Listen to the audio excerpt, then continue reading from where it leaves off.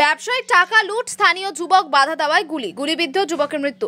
দক্ষিণ চব্বিশ পরগনার বিষ্ণুপুর থানার অন্তর্গত পানাকুয়া গ্রাম পঞ্চায়েতের অন্তর্গত ধারাপাড়ায় মুরগি ব্যবসায়ী শঙ্কর ধারা কর্মচারী দেবাশিস প্রামাণিক টাকা নিয়ে আসে ব্যবসায়ীর বাড়িতে রাত্রি 9:30টার সময়। ঠিক ব্যবসায়ীর বাড়ির কাছে থাকা কলা বাগান থেকে 4 দুষ্কৃতী এসে প্রথমে গুলি চালায়, এরপর গালিগালাজ করে এবং মারধর করে। টাকা লুট করে পালিয়ে যাওয়ার সময় চিৎকার চেঁচামেচিতে ছুটে আসে স্থানীয় মানুষজন। তার মধ্যে ছিল গোবিন্দ পাজা নামে ব্যক্তি, সে দুষ্কৃতীকে পেছনে ধাওয়া করে। দুষ্কৃতীদের গাড়ি বাইক ফেলে দুষ্কৃতীরা গুলি চালায়, গুলিবিদ্ধ হয় গোবিন্দ পাজা। স্থানীয় মানুষজন উদ্ধার করে হসপিটালে নিয়ে যায়, চিকিৎসকেরা মৃত বলে ঘোষণা করে। মৃত ব্যক্তির পরিবার সহ এলাকায় শোকের ছায়া নেমে এসেছে।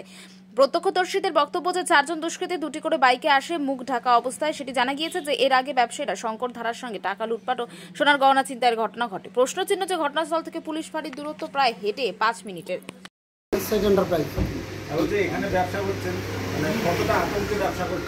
ভয় ভয় মানে কি বলেন তো, সন্ধ্যা হলে মানে আমি সন্ধ্যা দেখি, আমি দিন রাতেই মানে ভয় ভয় চলি। মানে এখন যা পজিশন মাস 6-এর মতো এটাই চলছে কন্টিনিউ এইভাবেই আমার মানে রাতে তো বার হলে আমার বিশাল লাগবে। তার সময় তার জানাবার সত্ত্বেও কিন্তু ওরা ঠিক মতো প্রশাসন ঠিক মতো এখন চলছে। তার মানে বলা চলে পায়ে হেঁটে 5 মিনিট না, হ্যাঁ পায়ে হেঁটে 5 মিনিটও লাগবে না, 4 মিনিট। 4 মিনিট। আর বাইকে গেলে 1 মিনিটও না। ঘটনাস্থল থেকে যেখানে গুলিবিদ্ধ হয়েছে, প্রশাসনের কোনো হেলদোল দেখতে পাচ্ছেন না? হেল্প ফেলার এই সুর ফেলাটা হতো না।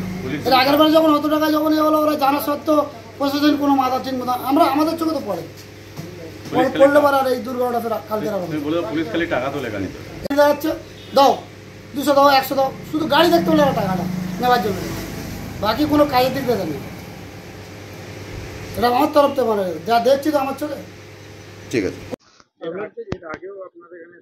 হ্যাঁ, এর আগে আমার ঈদের দুদিন পরে এরকম করেছিল। সন্ধ্যেবেলা এসেছিল ঠিক 6:45 নাগাদ।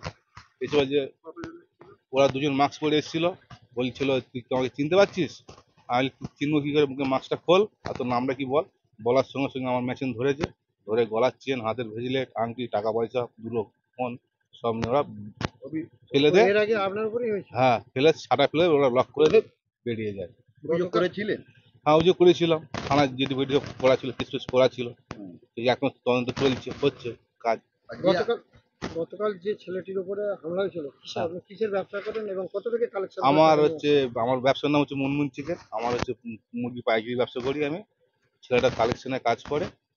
কালকে আনুমানিক 6 লাখ টাকা ব্যাগে ছিল। কখন ওটা হয়েছিল? ওটা হয়েছিল কালকে ঠিক 9:30 নাগাদ। এখন তো খুব ভয়ের মধ্যে আছে। এখন তো ভাবছি ব্যবসা যা করা যাবে না, ব্যবসা বন্ধ করে দিতে হবে। আপনার পুরো নামটা বলুন। আমার নাম শঙ্কর ধারা।